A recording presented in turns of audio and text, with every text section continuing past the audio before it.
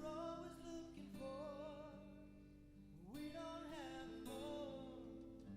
Still we're leaving something behind. I feel today that I fade away, and fade you know we'll have it saved. I hope the future's kind enough to keep me in mind. Remember me under the dying tree. As time holds me in his hands, picture me carried upon the breeze. At peace, oh Lord, at peace.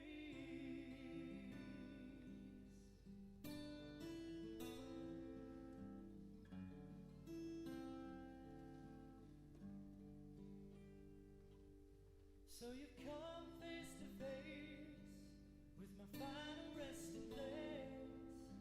Tell me what the stones speak to you. 'Cause today you picture me, but tomorrow you'll be brushed aside like dust for the new. Do you feel today that you fade away, and fade you know we'll have it saved? I hope the future's kind enough to keep you in mind. Oh, oh, I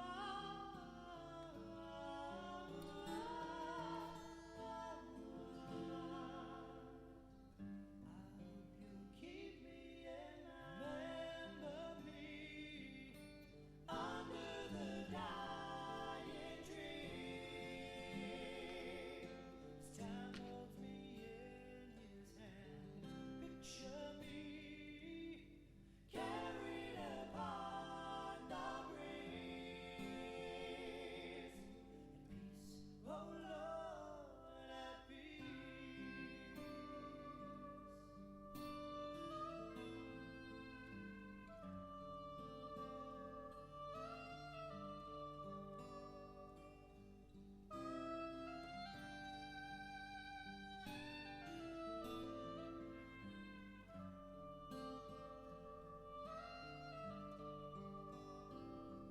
Do you feel today that you fade away, and fade you know we'll have it saved? I hope the future's kind enough to keep you in mind. Remember me under the dying tree. As time holds me in his hands, picture me carried upon the breeze. At peace, oh Lord, at peace.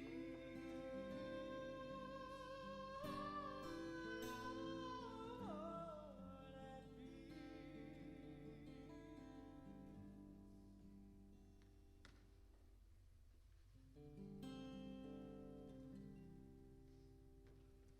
Good morning, everybody. Welcome to Northwest. Hope everyone is having a fantastic weekend. Let's all celebrate.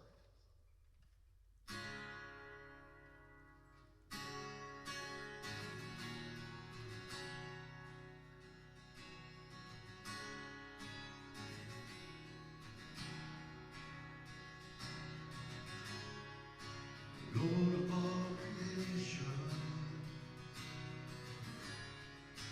water, earth, and sky, the heavens are your tabernacle.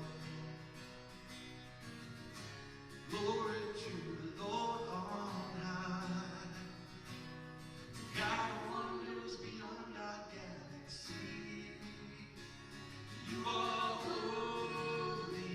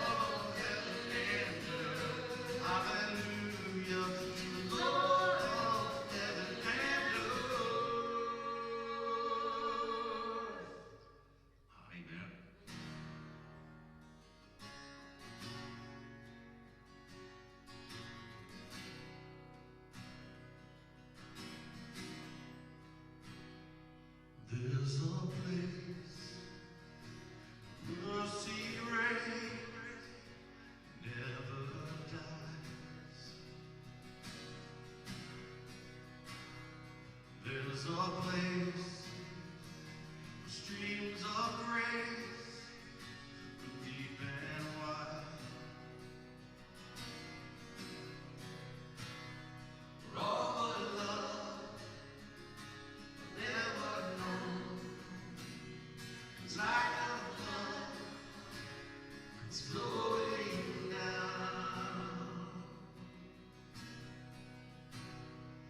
At the cross, I surrender my life. I'm in all of you. I'm in all of you. Where your love ran red and my sin washed white. I owe all to you. I owe all to you, Jesus.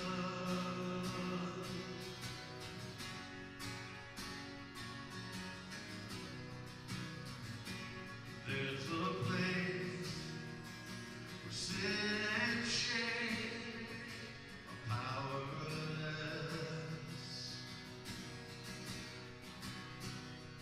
where my heart is peace with God and forgiveness.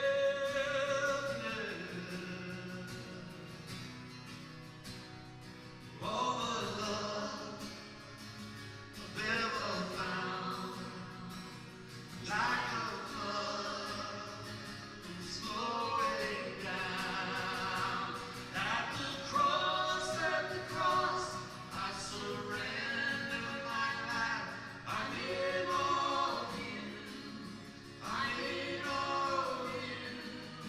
Where your love ran red and my sin washed white. I owe all to you. I owe all to you. Here, my hope is found. Here, on holy ground. Here I bow down. Here I bow down. Here, arms open wide. Here, you save my life. Here I bow down. Here I bow. At the cross, I surrender my life. I'm in all of you. I'm in all of you. Where your love ran red and my sin washed white. I owe all to you. I owe all to you. I owe all to you. I owe all to you. I owe all to you. Jesus, Savior of the world.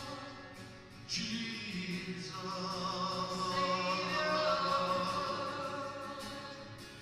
My love ran red. My love ran red.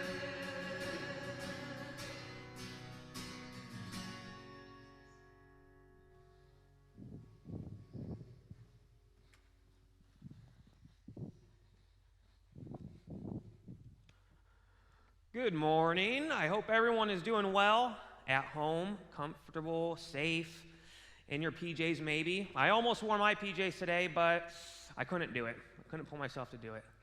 Yesterday was a beautiful day. I hope everybody enjoyed it outside. My family, we were outside most of the day.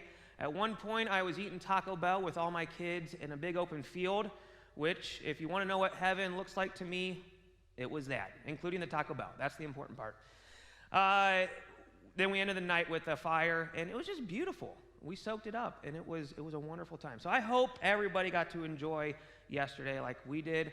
It was amazing. I have a few announcements to share with you. Obviously, not too much is going on. I'm going to share mostly what's going on in the children's family department. First and foremost, we met last week on Wednesday with everybody that usually plans for the VBS, and there's about 7 or 8 of us there. Met over Zoom online and had a good meeting. It was a hard meeting. and we talked about what we're going to do this year for VBS. We came to the conclusion that it would be best not to have VBS this year, and so we canceled VBS. And we just felt like that was the wisest move for our church, for us as volunteers, those of us that are going to be doing different parts. Even if we were allowed to gather in a group that large, it wouldn't allow us enough time to prepare, and we want to make sure we're ready. What we did come to the conclusion of, though, is that something in its place will happen, maybe in August, and it might be a smaller scale, but something we plan on doing.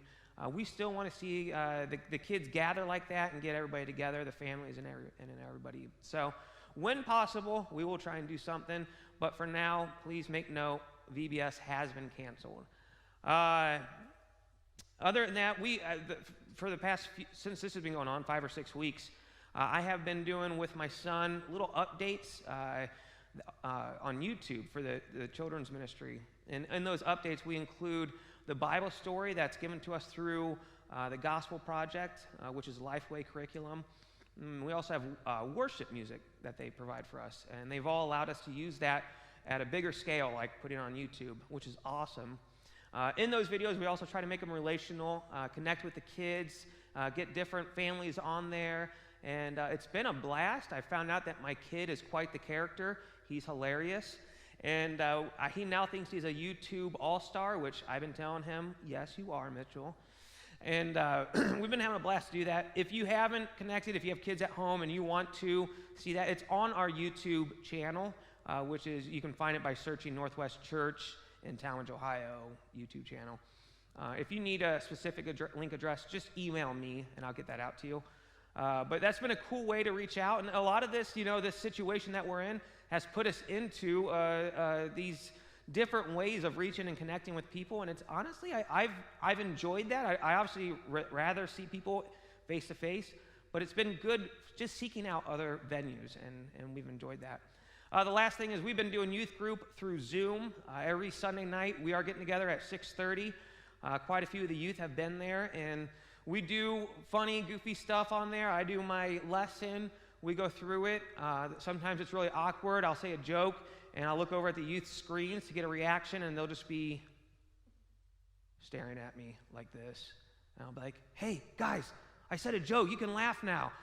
And then maybe I'll get a little chuckle like, teenagers. Only so much you can do. With the kids, oh, they laugh all the time, the little kids. But if you have a teenager and you want them to connect through that, it's through Zoom. Again, email me, or if you're on the Facebook page, I have been putting things out that way, and I have been emailing the link address. It's been going well. Again, another unique way to connect with the kids, but we found it to be thankful. We're thankful for this time that we can at least see and connect with people. We're going to get back to worship. Be with us, and I'll be preaching today, so stay tuned. He's maybe a tip to the kids, get them to laugh, tell funny jokes, and also I think he's pushing the YouTube channel to get his own likes up rather than his son's. So everybody needs something, right? And Lord, we need you.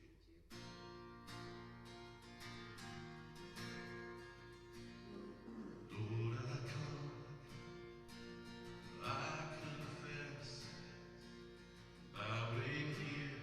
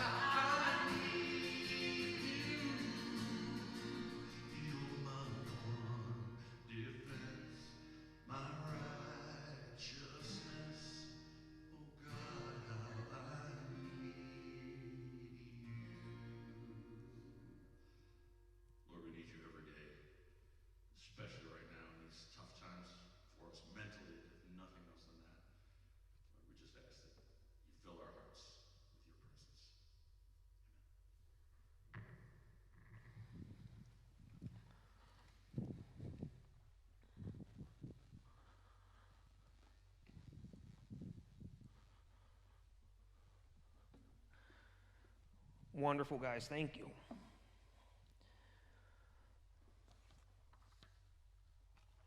Jody, I'll put this back where it was, I promise.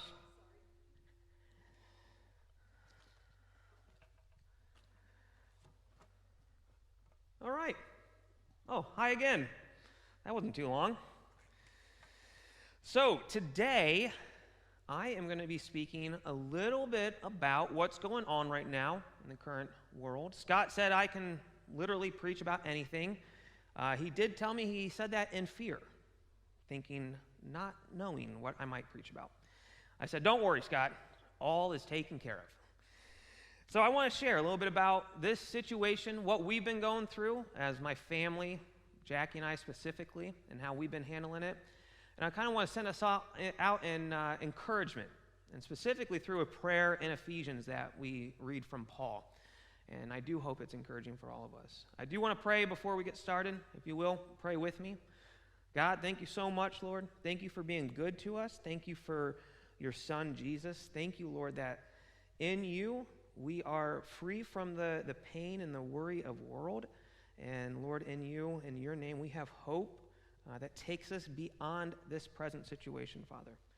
And Lord, thank you for blessing us. Thank you for the wonderful day yesterday, the beautiful day. Thank you for this morning, Lord, for everyone here that's able to be here and help us to sing praise to you and to now come to you, Lord, and listen to your word. Use my words, Father, for your glory, and be with us this morning. Be with those at home as they are in their own homes with their family. Be with them, Lord. Be with all of us. I just ask that what you say to us penetrates our hearts, our minds, and that we can be a little more like Christ. In his name I pray, amen. So now we've been in this situation now for 5 or 6 weeks. And for us, and that means me and my family at home, me and Jackie, life has slowed down a lot. Slowed down a ton for us. And we've been honestly kind of enjoying that aspect. It hasn't bothered us. We've been trying to seek that out and what does that mean for us? And when I say slow down, I want to kind of give you a little glimpse of what life was like before it.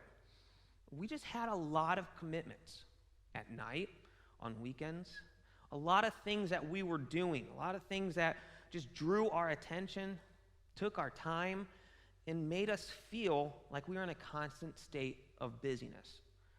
And most everyone, I think, can relate to that, especially those of us with kids. You know, I want to get my kids involved in things. I want them to enjoy life. I want them to be part of all these different things. And what ends up happening is I get drawn into all these different areas of life. And it just so happened that it was very common for me to have 4 or 5 nights of the week taken up, and for a weekend to have 1 or 2 things planned. And I didn't have a lot of time, Jackie and I, to just sit back and relax. And the time I did have to be with my kids, I felt like I was constantly planning or thinking of what's to come next and what we're going to do next. Life is crazy busy. And life is usually very demanding. And now with everything that's happened, it's like stopped all of that. I don't have any of these commitments anymore because we literally can't do them. Most of them include or involve gathering with people. I don't have a lot of things going on. I find myself now at home at night, on the weekends with my family, and I'm not always thinking about what's going to happen next. I'm actually really engaged in what's right before me. And that's a blessing. It took something like this to open my eyes. I watched the movie Shawshank Redemption. If you haven't seen that movie, I encourage you to go watch that movie. It's very good. The part I want to talk about is a man that was in prison. He was in prison for 50 years. His name's Brooks Halton. He's in prison for 50 years. If you guys watch the movie, you probably remember him. It shows him being released. I think it was 1905 to 1955. And he's released from prison, and he goes out into the world, and he's just walking. And the one scene in particular that sticks out to me is him walking down a road, and there's cars going by, people doing their thing, and it's a letter being narrated as he's walking down that road. And it's him just writing about life and how his observations of everything that's changed. And the one quote that I've always remembered is he said, "The world went and got itself in a big hurry." The world went and got itself in a big hurry. And Brooks, and the character in this movie, struggled with taking that in. 50 years had passed. A lot had changed. And one of the things that bothered him most is the world went and got itself in a big hurry. And I think about that today. I think about our world, our society today. We are in a very big hurry. How many years have passed since 1955? Quite a few, right? And we've had the internet as one of the biggest advancements in technology, and that's advanced things tremendously. And I think of the internet, and I think of consumerism, and how much we are constantly being engaged or tied to something or concerned about these things, right? I know my dad talks about a time when stores used to not be open on Sundays. That's like a foreign concept nowadays, right? I mean, everything. If we said Walmart, you shouldn't be open on Sunday, it would be a joke. They are open 24/7. I remember when they put the Walmart First in the Falls, or Stowe, it was not open 24/7. And that was a big deal when it was allowed to be open 24/7.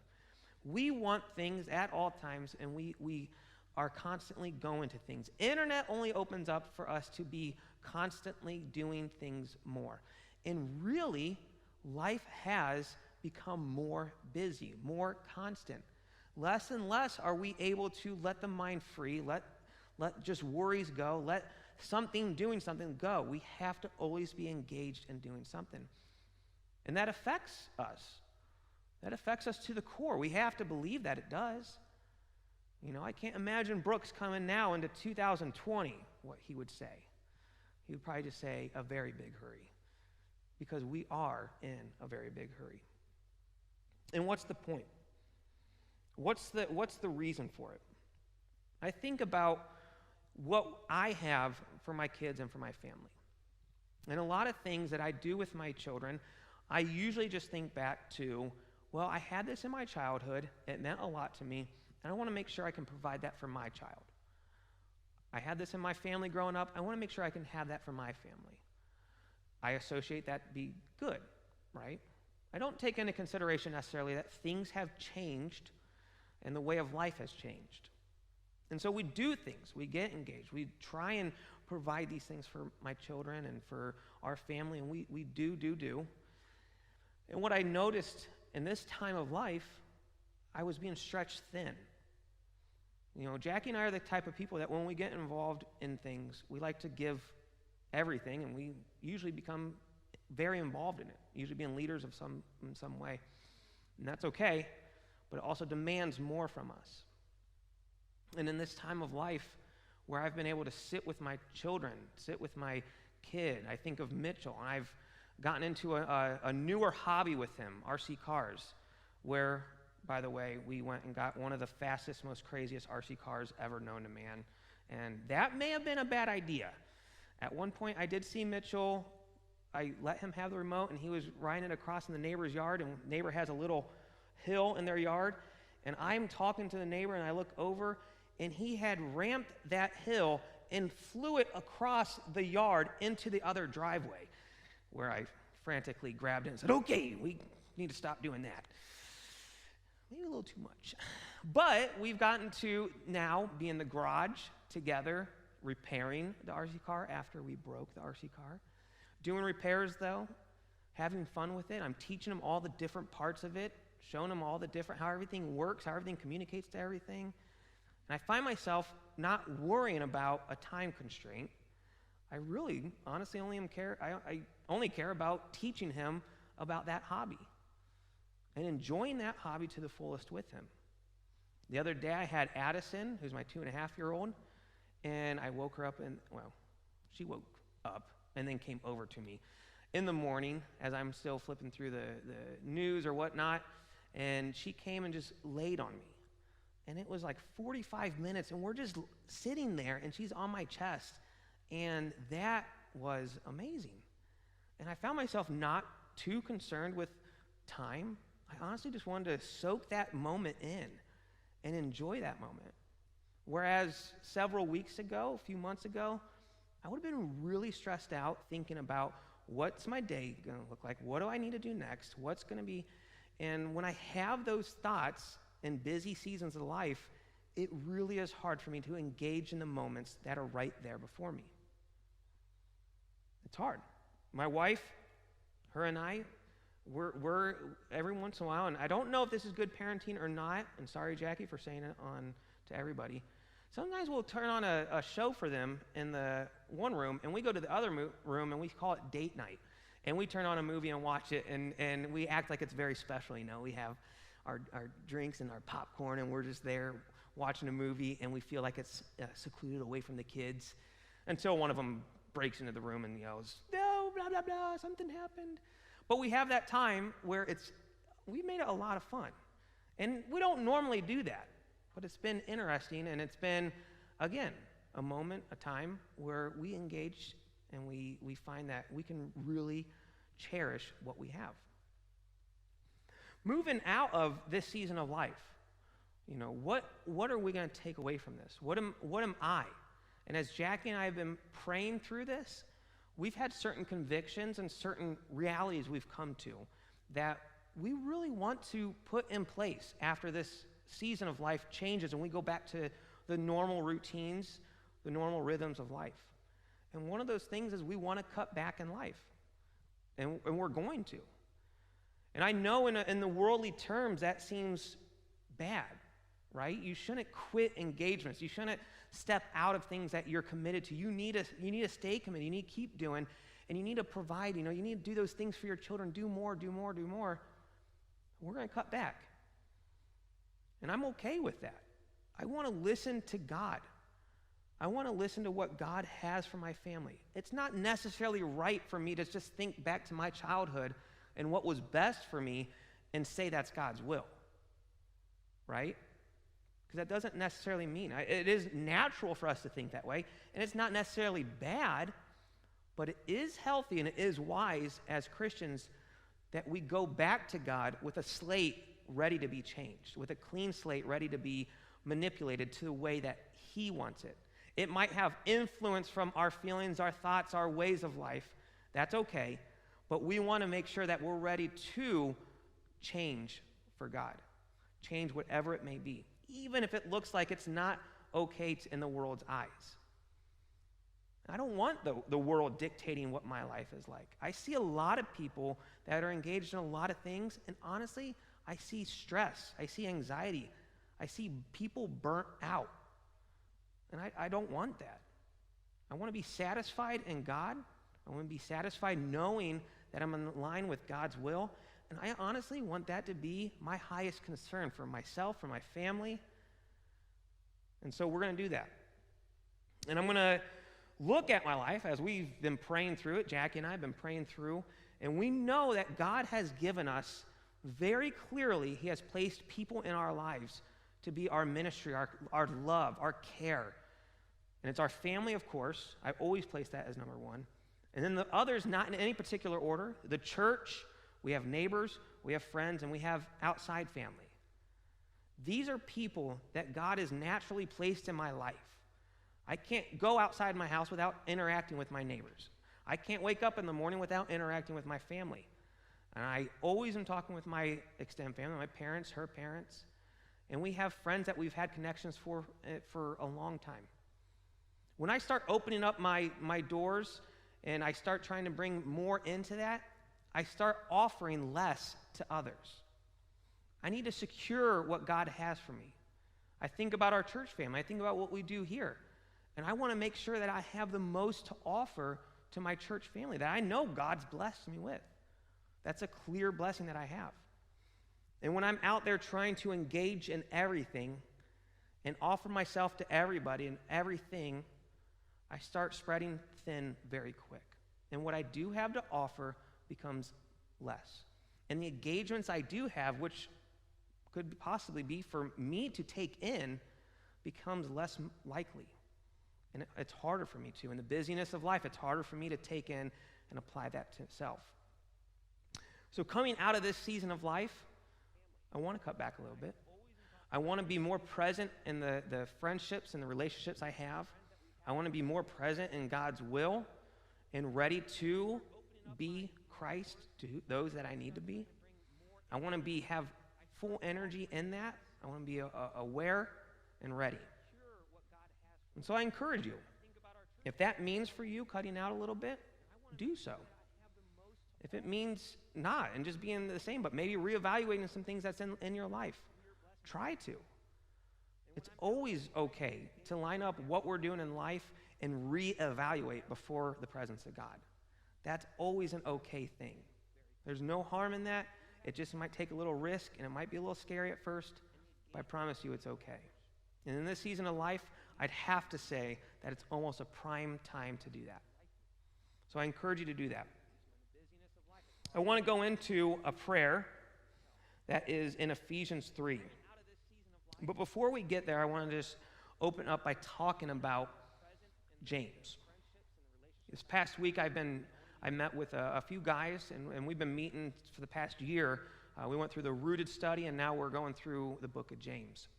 And we just got into it. Of course, we hit a hiccup in our meeting schedule due to this whole thing. But we're able to now meet through Zoom is what we've been using. And we're talking about the book of James. And if you haven't read James recently, I encourage you to read it, especially in this time of life. James is raw. James tells us how it is. He's not afraid to tell us how it is, and he lays it out. It's like black and white. You need to do this. It's clearly laid out for us. And in the opening part of James, he talks about trials that we go through in life, and many of us are familiar with this verse. He talks about trials that we have in life and how we need to consider them to be joy. Consider it pure joy, my brothers and sisters, whenever you face trials of many kinds, because you know that the testing of your faith develops perseverance. And right now, I think about our time that's going on in life, okay? I know everybody's taking this different. I know it's different than my family setting where it's not hit us directly.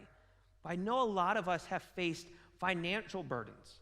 We've faced loss of loved ones or illness of loved ones where they're considering potentially dying. We face anxiety, fear. What's society going to go back to? Financially, how am I going to recover from this? What's it going to look like? When I go out in the grocery stores, covered up, I'm afraid, we might get this illness. My professor, he's in his 80s, and he's thinking through going out in public. He won't do it. He is afraid to go out in public. And this virus has put in a lot of fear in many of us. This is a trial in life. But what's James saying here? Am I supposed to look directly at that, at someone who's lost a loved one, and say, find joy in that? I don't comprehend that. That would not make sense. But what's James have us looking here? He says, in these humbled circumstances, God is doing something. God is doing something good. How can we use our current setting? And when we think of everything and the most that it is, how can we think of it and find joy in seeing what God is doing in our lives? And just like I encouraged you before, look in and evaluate what's going on in your heart in this time. What is God teaching you? We are humbled by this circumstance. We are humbled. We are limited to what we can do physically. Seek out what good is in this and find joy that God is choosing to use that to his glory and for his good, and ultimately to teach us something about him, his nature, about Christ, because there's joy to be found in it. And in James, he goes on to say, perseverance may finish its work so that you may be mature and complete, not lacking anything. And this is one of my favorites. If any of you lacks wisdom, he should ask God, who gives generously to all without finding fault, and it will be given to him. But when he asks, he must believe and must not doubt. The one who doubts is like a wave of the sea, blown and tossed around by the wind. Right after he's talking about the trials of life, he leads us into wisdom and seeking out wisdom. We don't need strength in this time. We don't need to be stronger or more able to conquer this by our own hands. We need wisdom. We need wisdom and seeking that out through God. And what does this mean for my life? What does this whole pandemic mean? And when we ask for wisdom, because I find myself often, I don't know if all of you are like this, but I find myself often asking God for wisdom because I don't always feel wise. And when something disrupts society the way this pandemic has, I feel lost at times. James is giving me hope here that not only can I go to God and ask for wisdom, but he will provide. What I need to do on my behalf is ask without a doubt, knowing that God will answer. Again, I'm encouraging you, go to God, seek out God, and ask him clearly for wisdom. And that's a very simple prayer. You don't have to wrap anything else into that. God, help me understand what is going on. Give me wisdom to be strong in this time, to have faith in this time. Give me wisdom. And I'm going to promise you something. He will give you wisdom. He will. You need to trust that. Seek God out. Find wisdom. Again, this time makes me think also of another verse. That's in Psalm 46. If you want, you can turn there. Many of us know this psalm. But it's the psalm, "Be still and know that I'm God." This psalm was actually written when there were wars and battles going on. It was about a time when God was working through his people to bring peace. And theologians go two ways on this verse, actually. Some believe that this verse was being written to the nations that God's people were going out to. Some people believe these words were directed right to God's people. And that is interesting how we take that in, because I've always loved this verse, and "be still and know that I'm God" has spoken to my heart because I struggle with anxiety. And I think of being still, because with anxiety, I'm always constantly trying to think through to help me figure out the current situation or help me feel better or help me think more clearly. And sometimes it's a struggle. But I've always been drawn to this passage because just be still and know that I am God. And when I think of that in terms of war, I kind of associate that with this pandemic, right? Except it's the invisible battle that we're facing. And I think everything that's going on causing chaos, because that's what war does. It causes chaos. Whether it be God's people or the people we're reaching out to. How great would it be to be still and go to God expecting order? Be still, not my effort, but God, I trust in you that you will provide and that you will cure through your people, but you will bring a relief of all that's going on. You will bring peace. But it requires being still, because when you're still, you trust. When you're still, you believe that something outside of self, greater than self, is coming in to be that power for you. Be still and know that I am God. Psalm 46. I love that. And to finish everything out, I want to go to Ephesians. If you want, turn there with me. This is Ephesians 3. And this is Paul writing as he is in prison, which is ironic because you think of being in prison. Paul, Scott and I were talking about this earlier this week, but he is restricted, right? He's restricted of all the ways he was doing ministry, all the ways he was discipling, all the ways he was getting this gospel out. And as he put it in the previous verses, the mystery of God made known through Christ. I'm getting this out to the Gentiles, to the Jews. They need to know about this unity that's in Christ. Now he's in prison. Paul's doing God's work. Why is he in prison? Right? Doesn't that seem like God would not allow that to happen? He's the one spreading this news. But now he is. And he's getting the word out through letters. He's connecting to people through letters. and he's making it word known. I think about our situation and all the ways that we're constricted to do what we normally do, but we're able to, thank God for internet, through the technology, and through those that are helping us, we're able to get the word out.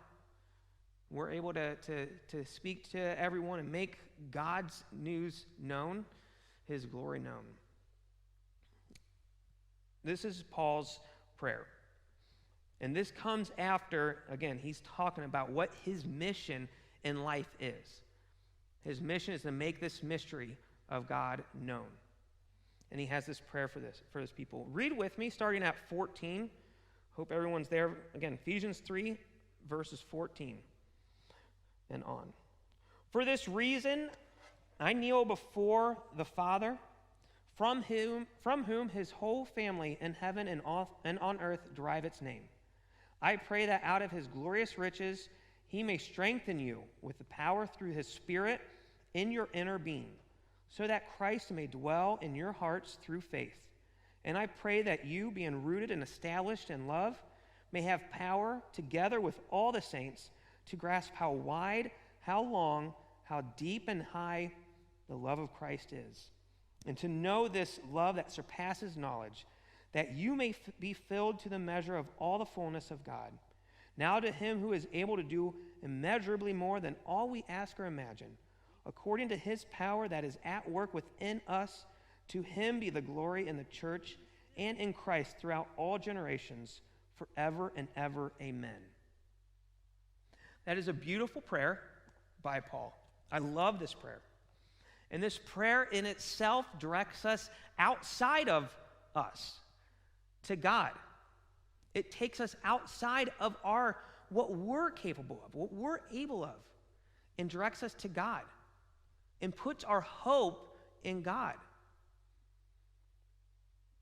I pray that you, being rooted and established in love, may have power, together with all the saints, which is all of us set apart, to grasp how wide, how long, how high, how deep the love of Christ is. And this is the part we need to focus on. Hone in on this part. To know this love that surpasses knowledge, that you may be filled to the measure of all the fullness of God.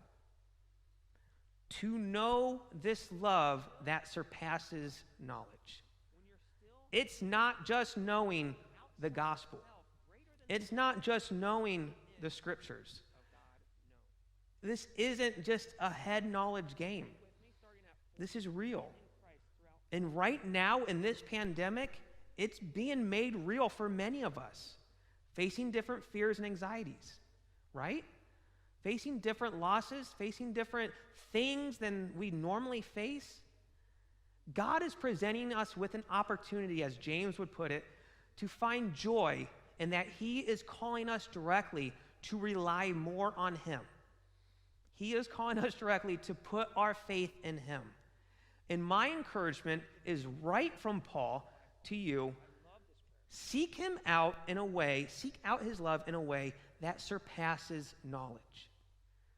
Search that out. What does that mean for you? What does that mean for us? All of the saints, seek out his love and find the power that surpasses knowledge. In supernatural ways, we're going to find him healing. In ways that are outside of our understandings, we're going to see God healing. Whether it be for us individually, our family, our friends, or those that are throughout the world claiming to know Christ, we're going to see God's hand at work. Because his love, his power is way more than knowledge. It's real. It is reality. It is everything to us. And in this time, we need to. We desperately need to seek that out and find what that means. We all know God's will for our lives is to love God, love people. We know we should be going out in this world and making disciples, right? Those are generalized plans for our life. Those are generalized the will of God for our lives.